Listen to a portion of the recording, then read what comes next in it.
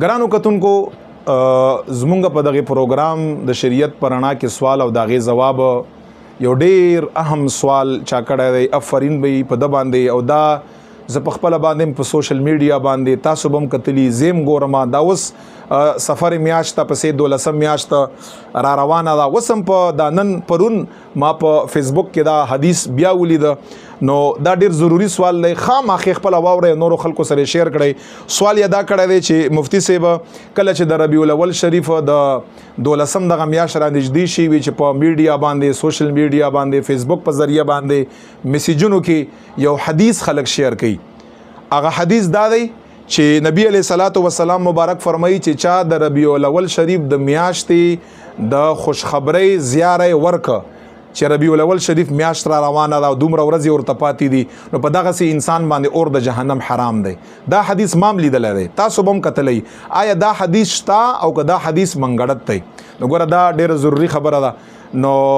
د دغه خبره جواب دا دی ناظرین او کتونکو دا جواب مخکې ځان سره شیر کړئ. یو حدیث بارته وای ما نبی علیہ السلام مبارک فرمای مشکات حدیث دی کتاب العلم حضور مبارک فرمای من کذب علی متعمدا فلیتبوأ مقعده من النار. کوم یو انسان چې په ما باندې دروغ حدیث او تاړه افترا را باندې وکړه دروغ را باندې او تړل هغه حدیث نو او هغه ته زما طرف نه حدیث وي دا انسان جهنمی دی او په اور د جهنم کې د ځان د پاره ټکانا او ځای خوخ کا دا به التزی نعوذ بالله سخت وعید دی. دغه ملګری چې کوم سوال کړي جواب یاد دی چې دا کوم حدیث میډیا باندې گردش کا چې چا چې ربیع الاول شریف د میاشتې خوشخبری او زیاره ورکه نو نبی علیہ السلام فرمایي چې پاغه باندې اور د جهنم حرام دی. واورې ناظرینو کتونکو دا حدیث نه دی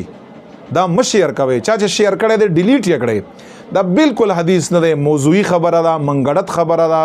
ځان نه جوړ کړي شوی خبره ده او حدیث نعوذ بالله من ذلک یو بدبخت انسان بده ته حدیث ویلی دا چې چا په اول کې شیر کړي او دغه نورستو شیر شوی هغه یو بدبخت انسان دی او نعوذ بالله دغه وعید چې کوم په حدیث کې دی دا به هغه د پاره دغه وعید لہذا دا حدیث نه دی دا مشیر کوي کچا شیر کړي ډیلیټ یې کړي دا سي هیڅ حدیث په ټول ذخیره د احادیثو کې دا حدیث نشته دی منګړت خبره ده. لہذا دغه سي احادیثونه ځانو ساتي کلم چې تاسو نه پويږئ یو حدیث مخې راشي یا چا ورته حدیث ویلی تاسو ټول نه اول داغه تصدیق کړئ یو عالم دین نه مفتی صاحب نه چې اگر ته تصدیق وکړي چې دا حدیث ته بشک داغه نه پس یې شیر کړه تا تم په ثواب ملاويږي او چې څوک یې ګوري هغه تم ثواب ملاويږي او کبلا تحقیق د یو حدیث شیر ک او هغه حدیث نو تا تم په دې باندې ګناه ملاويږي او چې نور خلک یې شیر کوي د هغه ګناه تا ته ملاويږي او دغه ګناه په آخرت کې ډیره سخت ګناه ده. نبی له سلام په دې باندې ډیر خپکیږي. لہذا د احادیث په شیر کولو کې په میډیا سوشل میډیا باندې احتیاط پکار دی.